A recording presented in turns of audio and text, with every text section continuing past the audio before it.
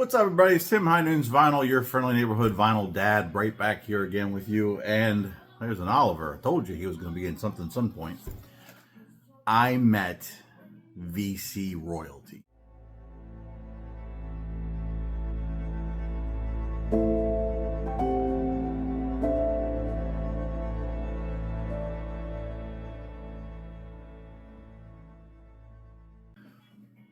Baraka P-Dub, Paul, and if you paid attention to the video, the photo, I found an APB out on H2 Vinyl Brad. So it was an epic day. I mean, you know, here's someone we know and love. Well, two people we know and love, right? But one is true VC royalty, been doing this since forever, more stories than I have records.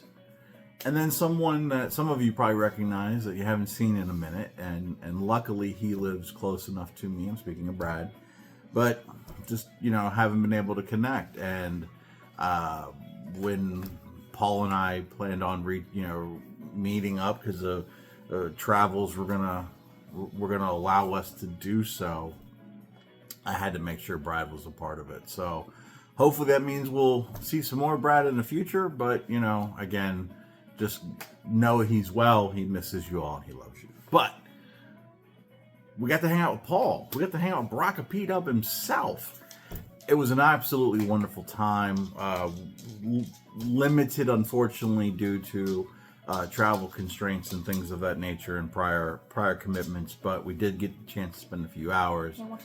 It was a wonderful car ride. We got to, you know, actually talk and share stories and bond, which was fantastic. We did actually hit up a couple of record stores here in the Central Florida area, and I have a stack to prove that we did. But first, I met with Brad, and we exchanged a couple things we've had for each other for a minute. And what he gave me is no slouch and much needed in the collection. This is the Judgment Night soundtrack. So this one was kind of a big deal, not the movie, but the soundtrack itself, because it really was starting to solidify the marriage of rock and hip hop and the sounds that those two meshed in. You have some incredible collaborations: Cypress Hill and Sonic Youth, Run DMC, Living Color, De La Soul and Teenage Fan Club, Booyah Tribe and Faith No More, Sir Mix-a-Lot and Mudhoney, Ice-T and Slayer, which was another fantastic one. Incredible music, great kind of collaborations and meetings of the minds. Absolutely love this soundtrack. Sounds fantastic. Brad, if you are watching, thank you. We popped over to Park Ave here in Central Florida. It is a staple. It's actually going through an expansion. They are kind of building out even a little bit more there. They've kind of maximized the space that they've had. They're more new, right? They do have some vintage, but they have a lot of new. Their selection of new is incredible. And I picked up a couple things there. I grabbed the new Alice in Chains, the Jar of Flies EP. Doesn't have sap. Wish it did, but that's okay. I am sad to report that all U.S. presses came from United. That being said, it sounds pretty okay. Would I have still bought it knowing it came from United? Probably not. But I'm glad to have it. I'm probably going to track down a UK copy because I know it's not from United. But all in all, it was pressed pretty well. Sounds pretty good, pretty tight. Does come with your lyric inner, so I am pleased. But I would love to AB it with a UK copy.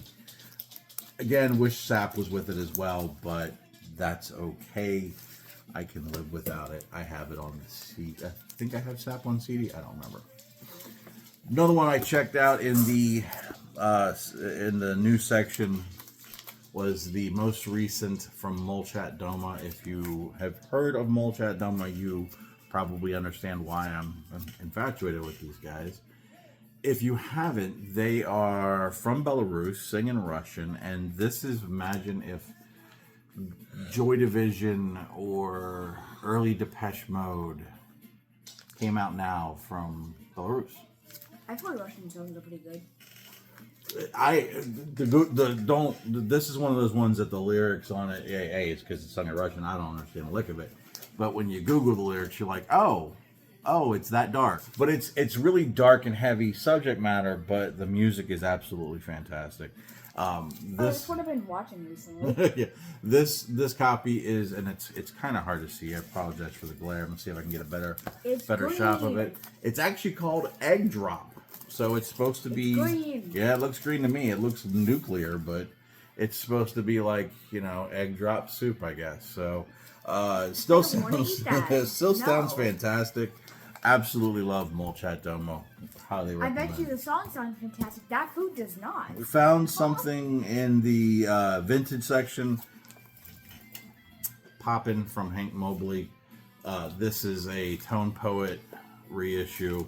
And I am a sucker for when I find Tone Poets that I don't have. I want them all. I must have them. It sounds incredible. I mean, it's a Tone Poet. We don't even need to discuss it. Fantastic lineup on this one. You've got Art Farmer, Pepper Adams, Sonny Clark, Paul Chambers, Philly Joe Jones.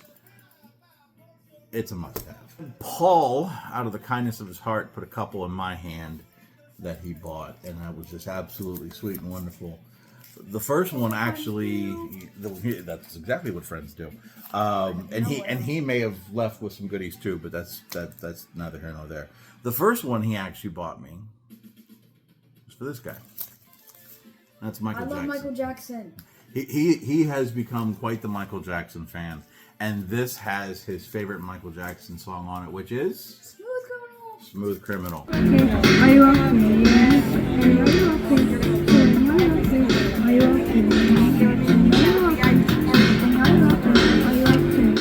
And finally, the last one that Paul put in my hand was this one from Vinyl Me Please. This is the 2014 reissue of Soulville from the Ben Webster Quintet. Ben Webster on tenor sax, and there's just an incredible lineup here as well. Oscar Peterson on piano, Ray Brown on bass, Herb Ellis on guitar, and Stan Levy on drums. Originally from 1957, Vinyl Me Please did their reissue of that in 2014. I tend to be a little bit more of the 60s and 70s jazz, like the bop, the hard bop, even a little bit of the soul jazz, the funk jazz, the fusion jazz. Not the free jazz, because free jazz ain't free. There's something. But some of the earlier stuff that in the 50s, I'm starting to explore a little bit more. So this was a wonderful piece to add, but what makes it even more interesting is not just the fidelity of it all in Vinyl Me Please, but the fact that the inner label is not a sticker, but it's etched. It's actually right there into the wax, as opposed to it being a sticker. Then, of course, we have to stop at my favorite spot in town, Foundation. So the Coen Brothers took care of us as usual. Always great to see those guys. They have been really putting time into their shop and expanding inventory. They've got a lot of stuff that's coming through. If you're not familiar with them, I do recommend you follow them on socials. They're Vintage College Park. Not only are they vintage records and no new presses, they also specialize in vintage t-shirts, and that's a huge commodity these days. I mean, there's a huge business out there for some of these concert tees from the 80s and 90s that you just can't find anymore. I mean, we're talking a lot of money can be traded hands on these things. So while I was there, obviously we did some digging. They tend to have an interesting value section. $10, $15, $15, $20, $25. Not as big as some of the other stores. If you've ever seen vintage, if you've ever seen footage from Foundation, it's a small shop. It's not a lot of space. But I do try to pick up, or at least look through the $10 sections and some of the and up. You can find gems at a steal. And a couple of them that I picked up out of the $10 section.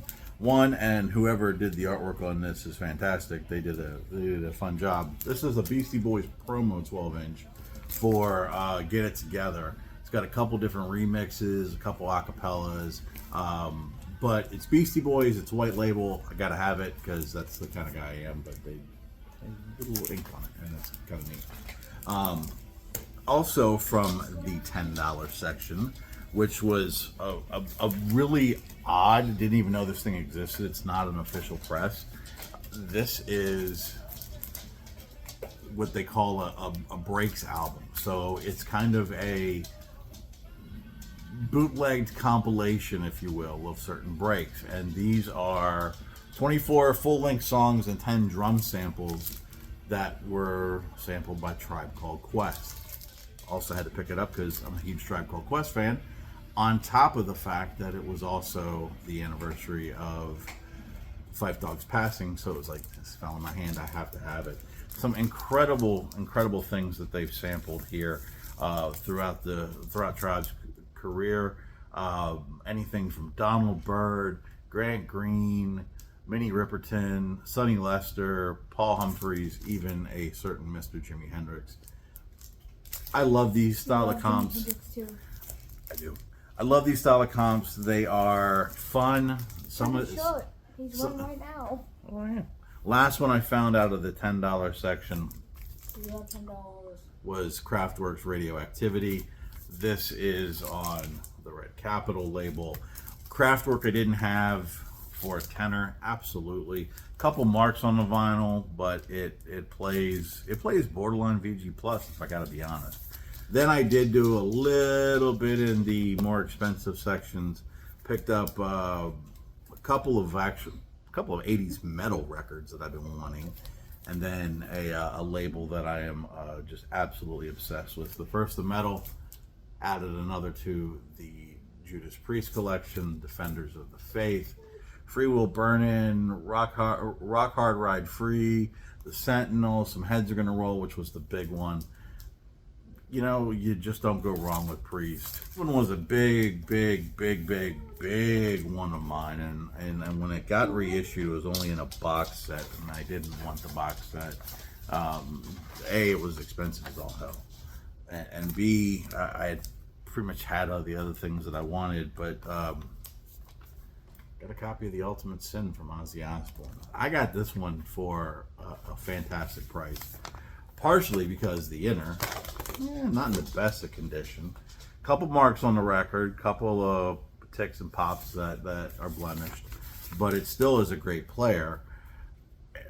Cover is actually surprisingly well done for considering the inner is pretty beat. Just a little bit of potential issue there. Label's fine. It definitely was played, but the really cool part was it had the merchandise flyer with it, and that's not something you see all the time. So, and then lastly, this is a label that over recent years has just stuck with me. It's the Brain label. This is Brain Festival Essen. So I think they've done a couple of these where they've recorded these live shows essentially, or looks at it at a show from festivals with multiple bands. On this one, you have Gate, Novalis, Release Music Orchestra, Jane, Message, Guru, and Rufus. And I gotta say that I think this was recorded in 77, excuse me. So this would be a little bit later. Obviously at that point, I think some of the krautrock scene had changed some, but still fantastic music.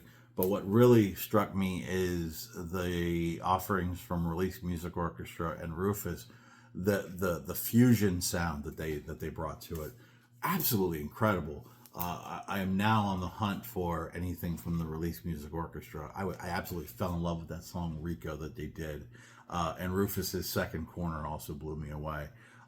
Great comp on a great label. That's what we were listening to in the background as we were recording. The Brain label, I can't get enough of it. So, but that was my trip. That was my haul, and it was an absolute pleasure to not only see Brad again, but also spend some time with Paul, spend some time with the three of us just hanging out, shopping for records, cracking jokes. We went out to dinner. It was a wonderful time. And it reinforces a lot of the good in the VC. With that, from myself, Little Ham, Bigger Oliver, thanks for watching. Paul, Brad, it was a joy to see you. Thanks for watching. We love you all. Peace. Ham's like 18 pounds.